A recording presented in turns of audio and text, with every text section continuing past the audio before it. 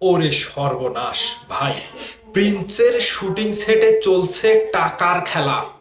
যত টাকা লাগুক, প্রিন্স তত বড় হোক, তবুও প্রিন্স ঈদে আসবে আসবে।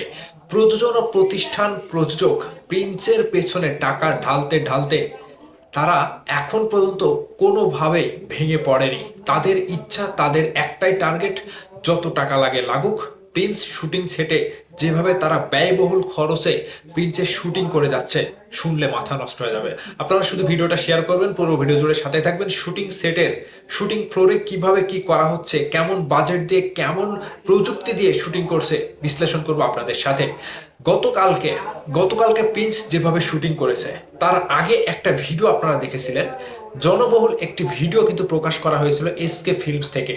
ওই যে জনবহুল এরিয়া, ওই এরিয়াতে এতগুলো মানুষ, প্রায় 400 থেকে 500 মানুষ নিয়ে সেখানে শুটিং করা হয়েছে। সেই এরিয়াটা ব্লক করতে, কলকাতার সেই এরিয়াটা ব্লক করতে প্রায় 50,000 ইন্ডিয়ান রুপি লেগেছে। বুঝতে পেরেছেন? তাও কিছুক্ষণের জন্য, অল্প কিছুক্ষণের জন্য সেই এরিয়াটা ব্লক করতেই শুধু 50,000 রুপি লেগেছে। তাহলে বুঝতে পারছেন? এখন প্রিন্সের টিম যেভাবে শুটিং করছে, যেখানে বলিউডের ডিওপি কাজ করছে, বলিউডের অনেক অ্যাকশন ডিরেক্টর কাজ করছে, ফাইট মাস্টার কাজ করছে, সেখানে তারা ডিওপি থেকে শুরু করে তারা কখনোই ওই লো বাজেটের লাইট দিয়ে কাজ করতে পারছে না। সচরাচর যে সকল সিনেমা, আমাদের বাংলা কিংবা কলকাতার সিনেমায় যে সকল লাইট ব্যবহার করা হয়, সেই সকল লাইট দিয়ে বলিউডের ওরা কাজ করতে পারছে না। তাদের মন মতো হচ্ছে না, তাদের কাজে পারফেক্টলি আসছে না। সেজন্য বলিউডের সিনেমায় যে সকল লাইট ব্যবহার করা হয়, ওই সকল লাইটই শুটিং সেটে ব্যবহার করা হচ্ছে। আর যে সকল লাইটের পেছনে খরচ যাচ্ছে প্রায় 10 লাখ টাকার উপরে। শুধু লাইটের খরচ বললাম, লাইটের শুটিং সেটে যে লাইট ব্যবহার করা হয় সেটার খরচ বললাম। এছাড়া প্রিন্স শুটিং স্পটে আজকে যেরকম প্রায় সকাল 11টা পর্যন্ত একটি জায়গাতে শুটিং চলেছে, আজকের কথা বলছি, সেখানেও ওই একই রকম বাজেট কিন্তু, মানে ডিওপি এবং স্টান্টম্যান কিংবা বলিউডের যে সকল যারা রয়েছে প্রিন্স সিনেমায় কাজ করছে, তারা পরিচালক প্রযোজকের কাছে যেটা ডিমান্ড করছে, পরিচালক প্রযোজক সেটাই দিচ্ছে।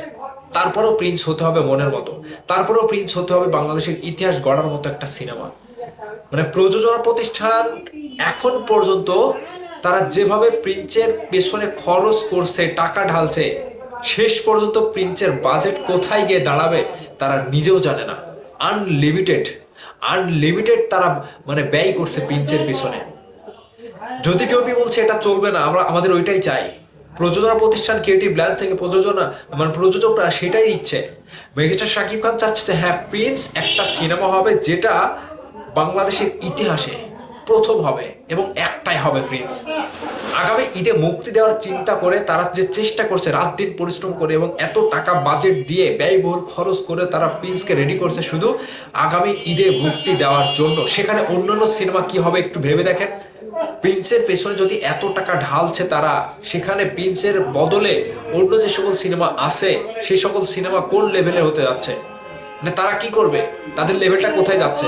তাহলে প্রিন্স যদি এত টাকা বাজেট দিয়ে সিনেমা তৈরি করে, সেখানে অন্যান্য সিনেমা কখনোই পেরে উঠবে না, কিংবা তাদের মান আর ওই প্রিন্সের মান একরকম হবে না। সো সাকিবিয়ানরা, আপনারা প্রিন্সের টিমের উপরে ভরসা রাখবেন, প্রযোজনা প্রতিষ্ঠানের উপরে ভরসা রাখবেন। আপনাদের জন্য এমন কিছুই করছে, যে নিউজগুলো আপনাদেরকে আমি দিলাম খুবই অথেন্টিক, আমি প্রিন্সের টিম থেকেই পেয়েছি, কিংবা প্রিন্স টিমই জানাচ্ছে এরকম কিছু একটা আপডেট। ঠিক সেই আপডেটগুলো আপনাদের কাছে শেয়ার করলাম। এখন আপনারা বলবেন যে প্রিন্সের পেছনে এত বাজেট খরচ করে, এত টাকা ব্যয় করে তারা কি আসলেই আপনাদেরকে নতুন কিংবা ভালো কিছু দেওয়ার জন্য চেষ্টা করছে না?